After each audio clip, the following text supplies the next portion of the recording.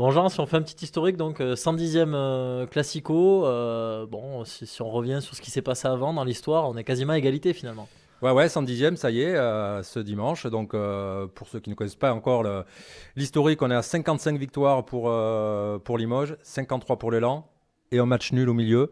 Ça date de l'époque où il y avait, je pense, c'était un match aller-retour, à l'époque où ça se jouait sur le point d'avérage. Donc, il y a eu un match nul à l'aller. Donc, voilà. Donc, les Palois ont l'occasion de revenir un petit peu à hauteur. Mais c'est vrai que les deux clubs là, ne se lâchent plus depuis quelques années.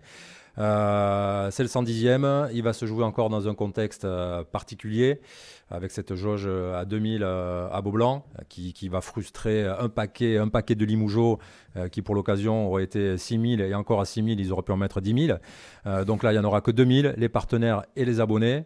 Parmi les abonnés, il y a quand même une bonne frange, une bonne frange d'excités que connaît aussi Laurent pour les avoir vus de près à Beaublanc. Donc il y aura quand même de l'ambiance, plus que l'an dernier où le match s'était joué à huis clos. Mais quelque part, c'est toujours un peu dommage d'avoir ce genre de match dans une salle avec une jauge réduite, même si ça va faire du bruit. Bon, Laurent, 110 Classico, tu as participé à combien de ces matchs exceptionnels?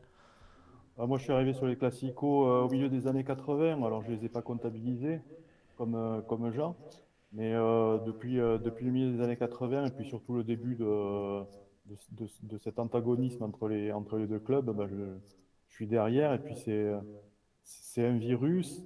Et puis, je vais reprendre les termes qu'avait utilisé un Américain là, qui a fait le reportage sur The Derby et qui parle qu'on fait allégeance en fait au club. Moi, je fais allégeance à l'élan Béarnais depuis le milieu des années 80. Donc là, je vous laisse pas calculer parce que ça va vous donner une idée de mon âge, mais ça fait un paquet de classicos. Et par contre, je reviens sur les propos de Jean. Je m'excuse, Jean, mais 2000 personnes, je pense, la jauge, c'est une bonne excuse pour les Limougeaux parce qu'ils ont du mal à mobiliser dans leur salle. Enfin, c'est plus leur salle, c'est la salle du handball.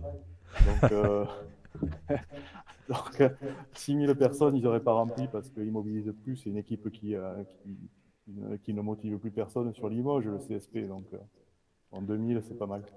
C'est vrai que le Hand a repris le flambeau du côté de Limoges et on Ouais. retrouve là, tout le côté taquin de drop du talon. C'est vrai que tu l'as dit tout à l'heure, Jérôme, pour ceux qui ne le connaissent pas, hein, c'est son compte arobase drop du talon sur Twitter où il chambre à longueur de journées, de semaines, de mois, d'années, Lily Mougeot, qui le lui rende bien. Mais Laurent s'échappe rarement, drop du talon. Il assume tout ce qu'il dit, tout ce qu'il écrit surtout. Et ça se taquine, mais toujours, c'est qu'on n'est pas dans le football. Ça reste très bon enfant. Et c'est vraiment super sympa tous ces échanges. Laurent, c'est pas toi qui vas me contredire avec Non, les tout à fait. supporters de Limoges. Je crois que certains sont devenus tes amis même au fil des tweets. Il faut le dire discrètement, ça. Une réputation à tenir quand même. Mais c'est vrai qu'une semaine de J'espère. Classico, il n'y a plus d'amis. Non.